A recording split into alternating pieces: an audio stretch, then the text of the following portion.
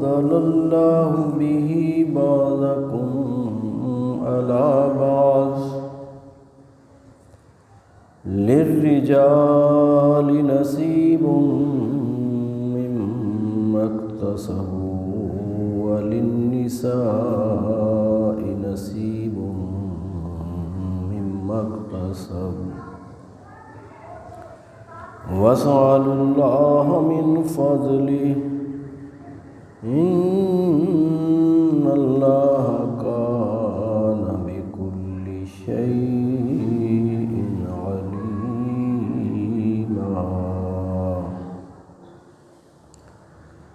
صدق الله العظيم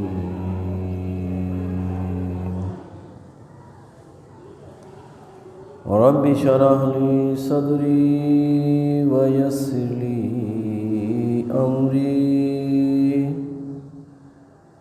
واحلل عقدة من لساني يفقهوا قولي۔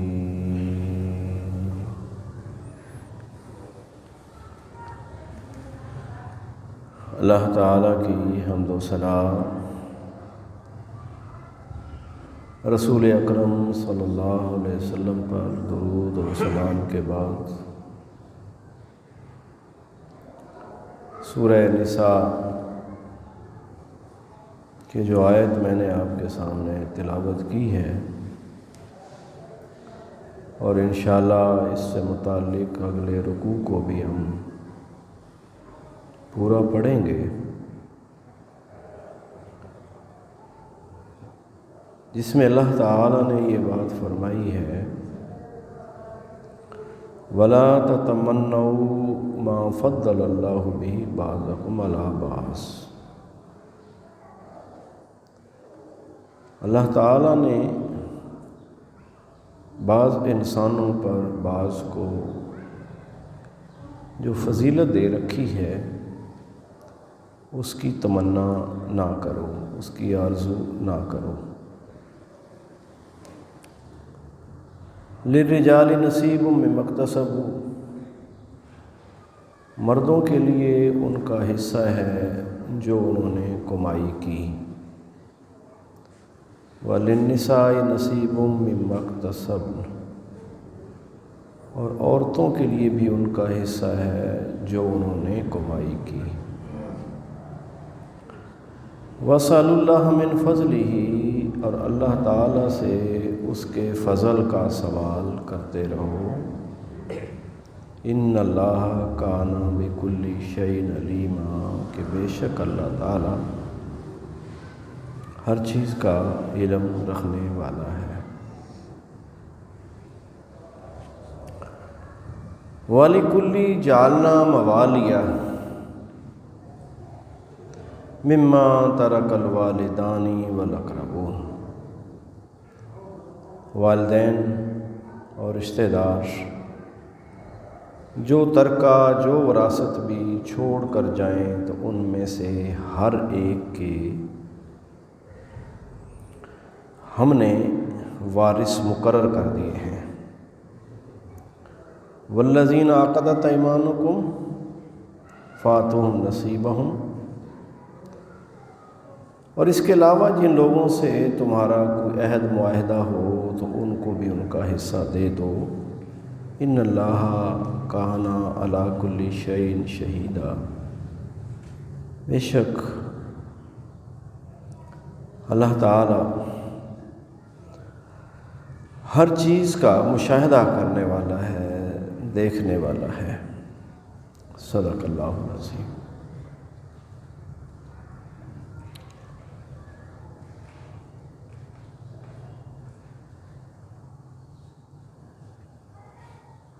یہ اور اس سے اگلی آیات، اس میں اللہ تعالیٰ نے ہمارے معاشرے سے متعلق، خصوصاً ہمارے خاندانی نظام سے متعلق کچھ اہم ہدایات ارشاد فرمائی ہیں۔ وہ خاندانی نظام جو آج مغربی کلچر اور اس کی تہذیب کے نشانے پر ہے، اور جس کو ہم بھی شاید جلد ہی بوجھ سمجھنا شروع کر دیں،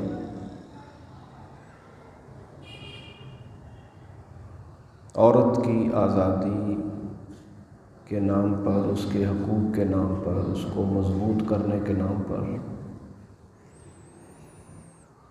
بغیر یہ دیکھے کہ اس کے نتائج یورپ میں، مغرب میں، امریکہ میں کتنے خطرناک ہوئے ہیں، ہمارا یہاں کا وہ طبقہ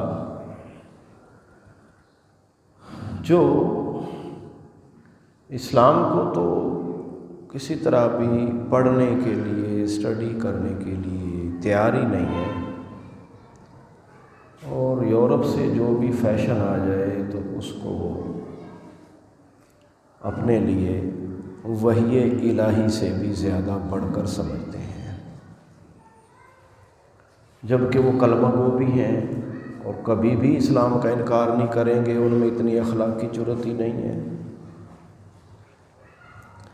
تو اس میں کچھ عورتوں سے متعلق ہدایت ہے اور کچھ مردوں سے متعلق ہدایت ہے۔ پہلی یہ بات فرمائی گئی ہے کہ اللہ تعالیٰ نے بعض لوگوں کو بعض پر جو فضیلت دی ہے اس کی تمنا نہ کرو۔ مردوں کے لیے ہے جو انہوں نے کمایا، اور عورتوں کا حصہ ہے جو انہوں نے کمائی کی۔ اس سے کیا مراد ہے کہ تمنا نہ کرو۔ روایات کے اندر ہے، ام سلمہ رضی اللہ تعالی عنہا بیان کرتی ہیں کہ ایک غزوے کے موقع پر، جنگ کے موقع پر،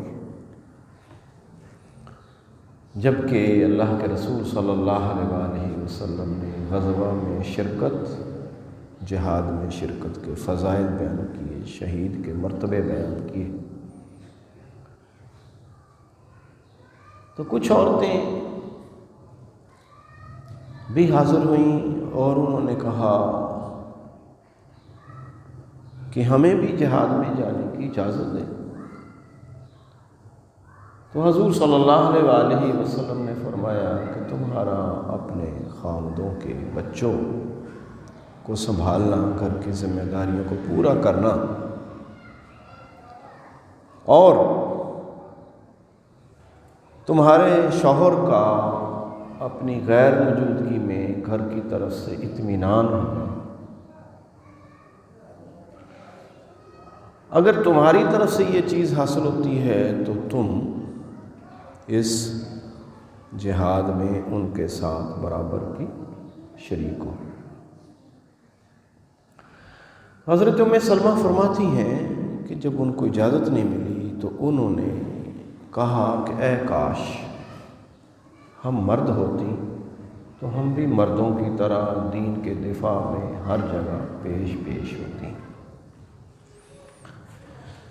دیکھیے یہ کتنی اچھی خواہش ہے، کتنی اچھی تمنا اور آرزو ہے کہ ہم بھی جہاد کرتی اگر ہم مرد ہوتی، لیکن یہ خواہش ایسی ہے کہ جس کا تذکرہ کرنا بھی اللہ تعالیٰ کو گوارا نہ ہوا، اور ان کے اس تصور کی درستگی کی۔ فرماتی ہیں حضرت ام سلمہ کہ یہ جب عورتوں نے کہا تو اس موقع پر یہ آیت نازل ہوئی کہ وَلَا تَتَمَنَّوْا مَا فَضَّلَ اللَّهُ بِهِ بَعْضَكُمْ عَلَىٰ بَعْضٍ۔ جس معاملے میں اللہ تعالیٰ نے تمہارے بعض کو بعض پر فضیلت دے دی ہے تو اس میں تم اس کی تمنا نہ کرو، اس کی آرزو نہ کرو۔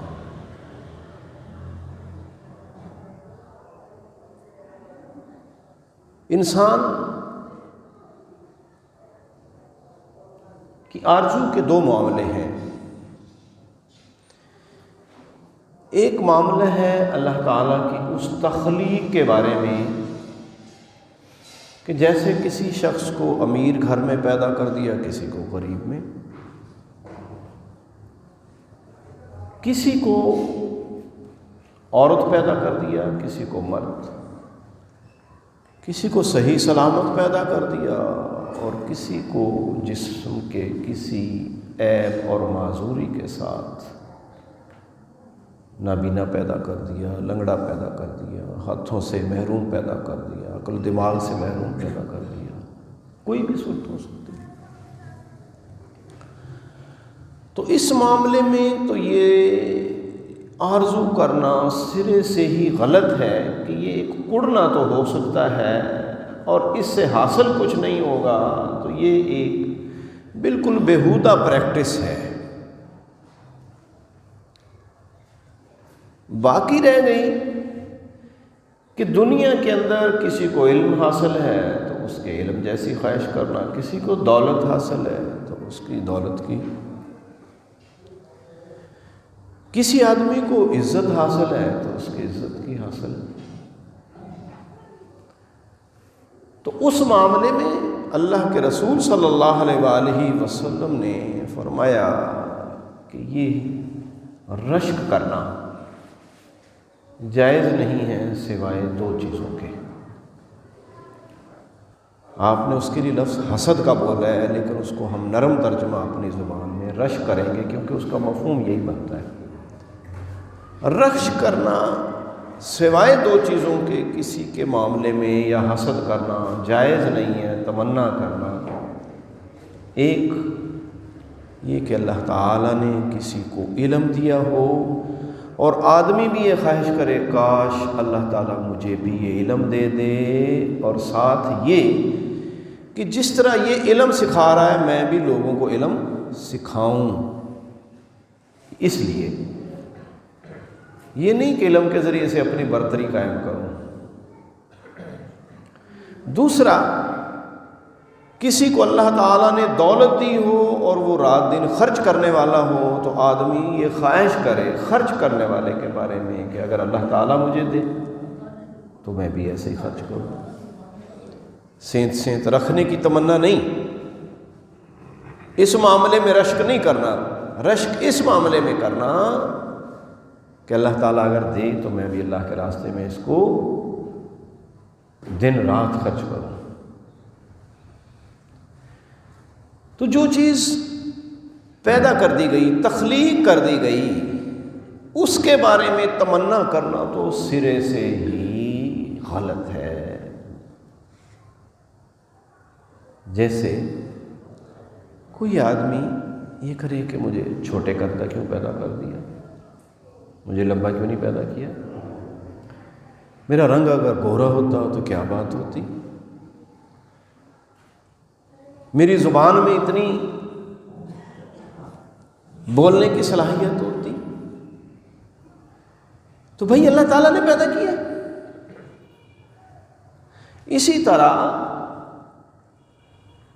اب جب عورتوں نے جہاد کی خواہش کی کہ کاش ہم بھی مرد ہوتی تو ہم بھی جہاد میں حصہ لیتے، تو اس کے ان کے جذبے کے اندر وہ جو نیکی موجود ہے، جو اچھی خواہش موجود ہے، اسے کوئی انکار کر سکتا ہے؟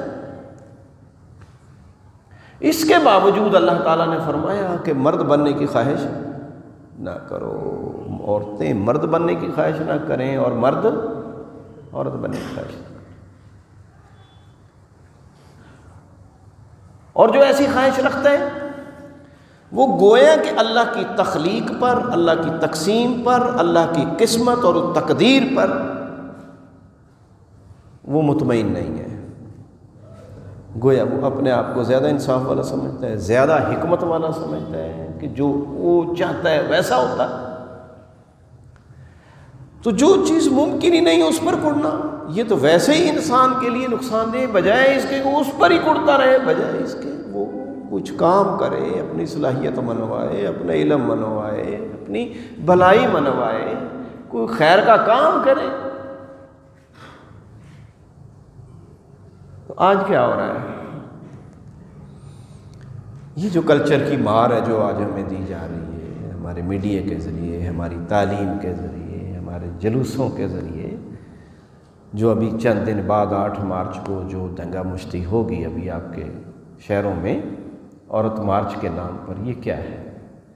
یہ در حقیقت عورت کو مرد بنانے کی کوشش ہے کہ مرد نے حقوق غصب کیے ہوئے ہیں صدیوں سے، اور اس نے بچپن سے ہی عورت کے ذہن میں یہ ڈال دیا ہوا ہے کہ عورت حقیر ہے، عورت باندھی ہے، عورت اطاعت کرنے والی ہے، عورت محض گھر کو سنبھالنے والی ہے۔ نہیں، جب عورت میدان میں آئے گی، اپنے آپ کو منوائے گی، تو پھر بالآخر دنیا کو پتہ لگ جائے گا کہ مرد اور عورت میں فرق نہیں ہے، کوئی بھی فرق نہیں ہے یہ منوانے کے لیے۔ حالانکہ 2-3 صدیوں میں امریکہ اور یورپ میں تو یہ منوا نہیں سکی ہیں، اب یہ ہمارے یہاں کے لال جگندر چاہتے ہیں کہ بھئی اس طریقے سے۔ اصل مسئلہ سوچ کا نہیں ہے، فکر نہیں ہے، سوچ نہیں ہے، صرف غلامی ہے، غلامی ہے۔ پہلے غلامی لوگوں کو جنگوں میں پکڑ کے ہوتی تھی، لیکن اب دنیا کو غلام بانے والے اور زیادہ سمجھدار ہو گئے ہیں۔ اب وہ ملکوں پہ قبضے اس طرح نہیں کرتے ہیں، اب وہ فکر پہ قبضے کرتے ہیں، سوچ پہ قبضے کرتے ہیں، اور وہ غلامی کی سوچ والے اپنے آپ کو آزادی کی بات کرتے ہیں اور آزادی کا نمائندہ کہتے ہیں۔ یہ ان کے ذہن میں بیٹھ جاتی ہے کہ ہم آزاد ہیں، یہ باقی مولوی حضرات، یہ جگیردار اور یہ سارا ایک ٹولہ ہے، اور یہ تو معاشرے کو غلام بنا کے رکھنا چاہتا ہے۔ ہم آزادی چاہتے ہیں، عورت کو حقوق دلانا چاہتے ہیں۔ اچھی بات ہے، عورت کے حقوق ملنے چاہیے، لیکن پہلے وہ حقوق تو لے لیں جو خود آپ کے اپنے مذہب نے دیے ہوئے، عورت کو وہ تو دلوائیں، مرد بھی دلوائیں، عورتیں بھی حاصل کریں۔ کس نے روکا ہے؟ عورت کے ساتھ زیادتی کرنے والا پہلا وہ معاشرہ ہے جو ہندوانہ اور یہودیانہ اور عیسائی خیالات سے متاثر ہے، اور اس کے پنجے سے اگر لوگ نکلیں گے تو دوبارہ بجائے اسلام میں آنے کے وہ لے جانا چاہتے ہیں مغرب کی غلامی کے اندر، ان کے کلچر کی غلامی کے اندر۔ اب مجھے بتائیے، یہ جو ہم لباس ہماری عورتیں پہنتی ہیں، تو کیا اس لباس میں ان کو ترقی کرنے سے، ان کو جدوجہد کرنے سے، محنت کرنے سے یہ لباس رکاوٹ بن جاتا ہے؟ تو سب سے پہلا نشانہ یہ کیوں ہے کہ عورتیں مردانہ لباس پہننے کی کوشش کرتی ہیں؟ کیوں مردانہ لباس؟ اور مرد عورتوں جیسے بننے کی کوشش کرتے ہیں، چہرے مہرے سے، چوٹیاں رکھ کر، ویسی باتیں کر کے۔ اصل یہی چیز ہے کہ اصل میں وہ عورت مرد ہی کو اونچا سمجھتی ہے، بڑا سمجھتی ہے، اور اپنے آپ کو مرد بنا کے وہ سمجھتی ہے کہ میں کامیاب ہو جاؤں گی۔ تو اتنی ترقی اور اتنی تعلیم کے باوجود ان جدید عورتوں کے ذہن پر پھر بھی مردانگی ہی طاری ہے، مرد ہی کو برتر سمجھتی ہیں، لیکن اپنی دانش میں ہی سمجھاتی ہیں کہ نہیں۔ کہتے ہیں نا کہ جو بندہ بڑھائیاں مارتا ہے نا، بڑھائیاں مارتا ہے، وہ در حقیقت اندر سے احساس کمتری کا شکار ہوتا ہے۔ جو سب سے زیادہ احساس کمتری کا شکار ہوتا ہے نا، اس کو معاشرے میں یا عزت نہیں ملی ہوتی، یا علم نہیں ہوتا، یا اس کے پاس دولت نہیں ہوتی، تو وہ اتنے ہی اظہار کرتا ہے۔ بیاہ شادی میں اپنی دولت کی نمائش کرے گا، اپنی حرکتوں سے کچھ کرے گا، کہیں اپنا علم جتائے گا، کہیں جس کے پاس علم اس کو جتانے کی ضرورت ہی نہیں پیش آتی ہے۔ تو یہ دراصل عورت کے اندر اتنا احساس کمتری پیدا کر دیا، جو اسلام نے نکالا تھا ان ظالموں نے، وہ احساس کمتری پیدا کر دیا ہے کہ، اور اس کا ازالہ کیا ہے کہ تم اگر مردوں جیسی حرکتیں کرنا شروع کر دو نا، مردوں کی طرف بولنا شروع کر دو، مردوں جیسا لباس پہننا شروع کر دو، مردوں جیسے کام کرنے شروع کر دو، تو تم آزاد ہو جاؤ گی، تم برتر ہو جاؤ گی۔ اللہ تعالیٰ نے فرمایا کہ وَلَا تَتَمَنَّوْا مَا فَضَّلَ اللَّهُ بِهِ بَعْضَكُمْ عَلَىٰ بَعْضٍ، اس چیز کی تمنا نہ کرو جس کے معاملے میں بعض کو بعض پر اللہ تعالیٰ نے فضیلت دے دی۔ اس میں یہ بھی مراد ہے کہ کوئی امیر ہے، کوئی غریب ہے، تو وہ محض کسی کو نشانہ بنا کر کسی کو دیکھ کے اس کی تمنا نہ کرے، جو اللہ تعالیٰ دے دے وہ حاصل کرے، جدوجہد کرے، محض کسی کی وجہ سے کیوں؟ کیا اللہ تعالیٰ اس سے زیادہ دینے پر قادر نہیں ہے؟ اس لیے اب آپ کہیں گے کہ تمنا نہ کریں، یہ تو جی فطری طور پر ہو جاتی ہے، تمنا نہ کریں تو ہم پیچھے رہ جائیں گے۔ اللہ تعالیٰ نے کیا فرمایا؟ وَاسْأَلُوا اللَّهَ مِنْ فَضْلِهِ، اللہ سے سوال کرو، یہ تمنائیں نہ کرو، خواہشیں نہ کرو، کرو کیا کرو؟ اللہ تعالیٰ سے اس کے فضل مانگو، اس کا فضل مانگو۔ تو اللہ کا فضل مانگنے سے کس نے روکا ہے تمہیں؟ اور یہ نہیں کہا کہ اللہ تعالیٰ سے خوبصورت شکل مانگو، اللہ تعالیٰ سے اپنا مرد ہونا مانگو، یہ نہیں کہا کہ اللہ تعالیٰ سے دولت مانگو، یہ نہیں کہا۔ کیا کہا؟ اس کا فضل مانگو۔ فضل کیا ہے؟ اللہ تعالیٰ نے فضل کا قرآن پاک میں بہت، حدیث میں بہت ذکر آتا ہے۔ اب ہمارے نزدیک فضل کیا ہے کہ جس کو مال و دولت مل گئی، جس کی بڑی کوٹھی ہو گئی اور اس نے ھذا من فضل ربی بھی لکھ دیا، رشوت کی کمائی ہو، ظلم کی کمائی ہو، قبضوں کی کمائی ہو، اتنا ضرور خیال رکھتے ہیں کہ شیطان سے بھی ہاتھ کر جاتے ہیں اور وہاں لکھ دیتے ہیں ھذا من فضل ربی۔ اے شیطان تیرا کوئی حصہ نہیں ہے، یہ خاص اللہ کا فضل، لیکن ہے حقیقت میں یہ بڑی جسارت، بڑی بے باکی اللہ کے مقابلے میں کہ جس کمائی سے اللہ نے منع کیا وہ کمائی کر کے پھر بھی اللہ کا نام وہاں لکھتا ہے۔ ظالم یہ تو کم از کم نہ کر، جس کے رستے سے اسی کا نام لکھا کہ یہ شیطان کے ذریعے سے آئی ہے مجھے، لیکن حوصلہ نہیں ہے نا۔ جیسے ہمارے معاشرے کا جو جدید طبقہ ہے وہ کھل کے اپنی خواہشیں بیان بھی نہیں کر سکتا، لیکن ملفوف الفاظ میں معاشرے کو ادھر لگانے کے لیے، دین سے بھگانے کے لیے کوشش کرتا ہے، تو عورتوں کی آزادی کے نام پر کرتا ہے۔ تو فرمایا کہ اللہ کا فضل۔ اب اللہ کا فضل کیا ہوتا ہے یہ بھی سمجھ لیں۔ یاد رکھیے کہ اللہ تعالیٰ نے جہاں بھی مانگنے کا ذکر کیا ہے نا، وہاں کہیں اللہ تعالیٰ کے فضل کا ذکر ہے، کہیں برکت کا لفظ ہے، کہیں حسنہ کا لفظ ہے۔ ربنا آتنا فی الدنیا حسنہ وفی الآخرۃ حسنہ، اللہ تعالیٰ ہمیں دنیا میں بھی بھلائی دے اور آخرت میں بھی بھلائی دے۔ ہم پڑھتے ہیں نماز میں، لیکن اس سے پہلی جو آیت ہے نا، اسی آیت سے پہلی آیت اللہ نے فرمایا وَمِنَ النَّاسِ مَن يَقُولُ، اور لوگوں میں سے کچھ ہیں کہ جو کہتے ہیں ربنا آتنا فی الدنیا، اتنا ہی کہتے ہیں ربنا آتنا فی الدنیا، اے اللہ تعالیٰ ہمیں دنیا میں ہی دے دے، یعنی دنیا کا مال دے دے، اولادیں دے دے، بادشاہی دے دے، جو بھی دے دے، ربنا آتنا فی الدنیا، بس اتنا کہتے ہیں۔ اللہ نے کیا فرمایا وَمَا لَهُ فِي الْآخِرَةِ مِنْ خَلَاقٍ، دنیا میں تو جو ملے گا سو ملے گا، اچھوں کو بھی دیتا ہے بروں کو بھی دیتا ہے، لیکن فرما دیا کہ وَمَا لَهُ فِي الْآخِرَةِ مِنْ خَلَاقٍ، آخرت میں ان کا کوئی حصہ نہیں ہے، آخرت سے ان کا پتہ کٹ گیا ہے، آخرت میں کچھ نہیں ہے ان کا۔ تو ان لوگوں سے اللہ راضی ہے کہ ناراض ہے جو صرف دنیا مانگتے ہیں؟ تو اللہ تعالیٰ ناراض ہے نا، ناراض ہے۔ تو کیا مراد ہوا کہ دنیا مانگنے کا یہ طریقہ درست نہیں ہے کہ دولت مانگو، گاڑی مانگو، فلاں چیز مانگو، اولاد مانگو، نوکری مانگو، یہ طریقہ درست نہیں ہے اللہ سے مانگنے کا۔ درست طریقہ کیا ہے کہ ربنا آتنا فی الدنیا حسنہ، اللہ تعالیٰ دنیا میں بھلائی دے، اور فی الآخرۃ حسنہ، اور آخرت میں بھی بھلائی دے۔ بلکہ اللہ تعالیٰ نے آخرت کی بھلائی سے پہلے کس کا ذکر کیا؟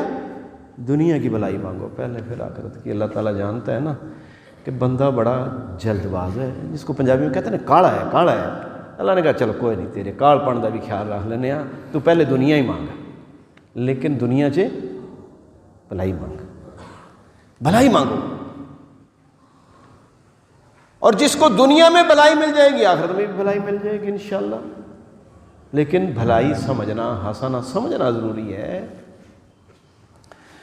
فضل، برکت کیا ہوتی ہے؟ جو یہاں فضل کا لفظ آیا ہے، فضل یہ نہیں ہے کہ جتنی دولت مانگی اتنی دولت مل گئی، جو گاڑی مانگی اتنی گاڑی مل گئی، جتنی زمینیں مانگی اتنی مل گئی، یہ فضل نہیں ہے۔ کچھ لازمی نہیں ہے کہ ایسے ہی مل جائے، ممکن ہے کہ گاڑی مل جائے اور حادثے کا باعث بن جائے، نوکری اچھی مل جائے لیکن ملک کے اس حصے میں چلے جائیں کہ گھر کا سارا نظام ڈسٹرب ہو جائے یا آپ خراب ہو جائیں۔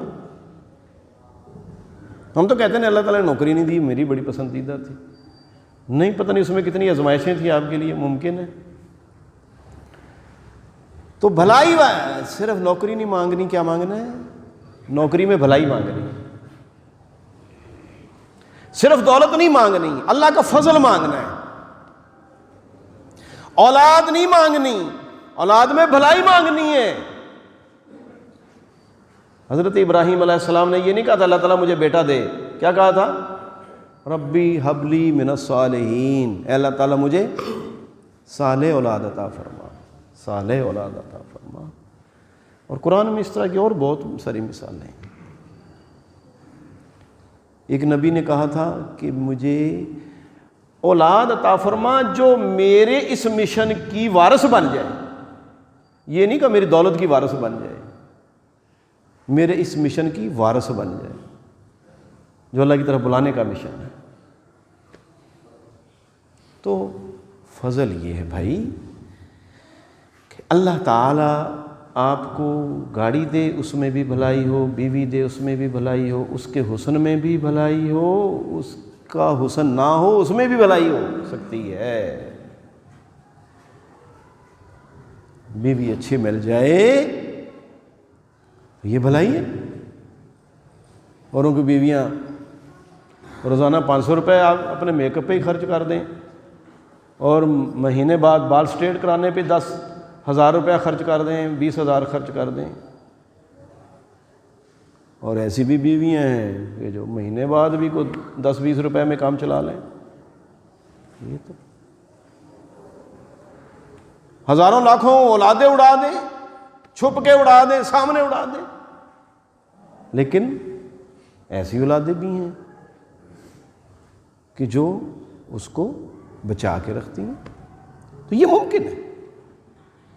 اللہ تعالیٰ آپ کو بیماریوں سے بچائے رکھے، اللہ تعالیٰ آپ کو مقدمے بازیوں سے بچائے رکھے، دولت تھوڑی دے لیکن آپ کی اولاد کو وظیفے پہ پڑھا دے، اسکالرشپ پہ پڑھا دے۔ ضروری تو نہیں ہے کہ پیسے ہی ضرور گننے ہیں ہاتھ سے، کہ تسلی پھر ہی ہوگی کہ اللہ تعالیٰ نے 1,000 روپے اللہ کے راستے میں خرچ کیا تھا تو جی بس 7,000 روپے آ گئے ہیں، پھر تو ٹھیک ہے۔ اگر نہ ہے تو اللہ تعالیٰ نے نہیں دیا، جی فضل نہیں ہوا، حدیثیں تو پھر ٹھیک نہیں ثابت ہوئی۔ بھائی اللہ تعالیٰ نہ جانے کس طرف سے آپ کو پورا کر دیتا ہے۔ کیوں؟ کہ اللہ تعالیٰ کبھی بھی کسی کا اپنے ذمے نہیں رکھتا ہے، یہ بات یاد رکھیں۔ آپ اللہ کے راستے میں دیتے ہیں، اللہ تعالیٰ اپنے ذمے نہیں رکھتا ہے، وہ کسی نہ کسی شکل میں دیتا ہے آپ کی آزمائش کے لیے، دیتا ضرور۔ یہ 100% بات ہے، اس خلجان کو ذہن سے نکال لیں۔ دینے والا دیتا کی شکل میں ہے، یہ اس کی مرضی ہے، لیکن آپ کے خرچ کیے ہوئے کو اس نے اپنے ذمے آپ کے مرنے سے پہلے ہی آپ کو دے دینا ہے۔ وہ دے کسی شکل میں، یہ اس کی مرضی ہے۔ تو اگر کوئی رہ گیا تو وہ آخرت میں اس نے سارا اکٹھا کر کے دے دینا ہے، دینا اس نے ضرور ہے۔ تو اب یہاں یہ بات فرمائے کہ اللہ کے فضل کا سوال کرتے رہو، تو اللہ سے فضل مانگنا چاہیے۔ اب یہاں اللہ تعالیٰ نے جب یہ فرمایا ہے کہ بعض کو بعض پر جو فضیلت دی ہے نا، اس کی تمنا نہ کرو، تو ایک مرد اور عورت میں فضیلت کا مسئلہ یہ ہے کہ اسلام نے بھی بیٹے کو جتنا حصہ دیا ہے بیٹی کو اس سے آدھا دیا ہے، آدھا دیا ہے، ٹھیک ہے؟ جتنا میت کے باپ کو حصہ ملتا ہے اس کی ماں کو اس سے آدھا ملتا ہے، ٹھیک ہے؟ تو یہ فرق رکھا ہے اسلام نے۔ اگر بیوی فوت ہو جائے جتنا شوہر کو ملے گا، اگر شوہر مرتا تو بیوی کو اس سے آدھا ملے گا، ٹھیک ہے؟ تو اب یہ آج بھی سوال ہے، قدیم زمانے میں بھی تھا۔ تو اللہ تعالیٰ نے یہ فرمایا ہے لِلرِّجَالِ نَصِیبٌ مِّمَّا اکْتَسَبُوا، مردوں کے لیے وہ ہے کہ جو انہوں نے کمائی کی، وَلِلنِّسَاءِ نَصِیبٌ مِّمَّا اکْتَسَبْنَ، اور عورتوں کے لیے بھی وہ ہے جو انہوں نے کمائی کی۔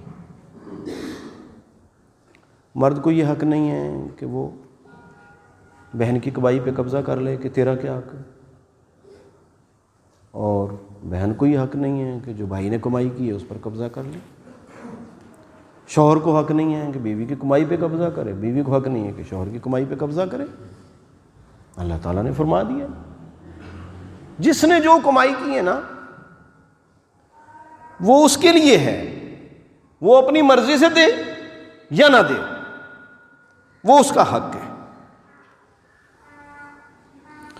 اور ساتھ اب آگے فرمایا وَلِكُلِّ جَعَلْنَا مَوَالِيَ مِمَّا تَرَكَ الْوَالِدَانِ وَالْأَقْرَبُونَ، والدین اور رشتہ دار جو بھی چھوڑ کر جاتے ہیں وراثت، جائیداد، ترکہ، اس کے ہم نے وارث مقرر کر دیے ہیں۔ یہ سورہ نساء میں تفصیل سے مقرر کر دیے ہیں۔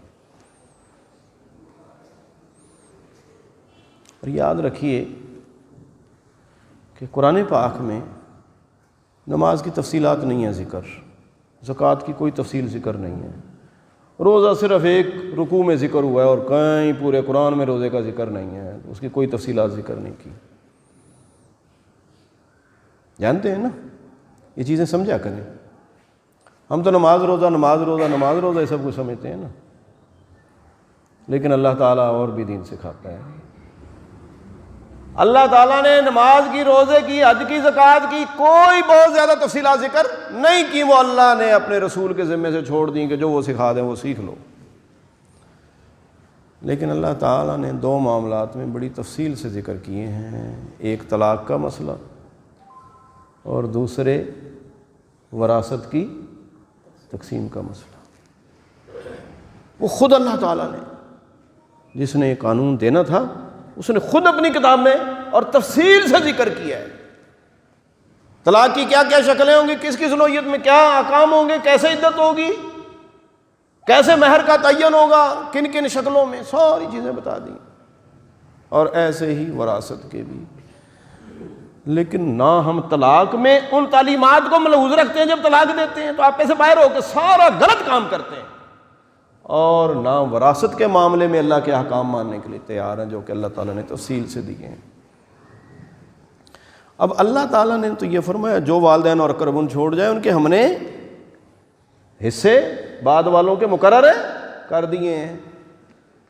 تو بھائی کا حصہ پورا تو بہن کا حصہ آدھا مقرر کیا ہے۔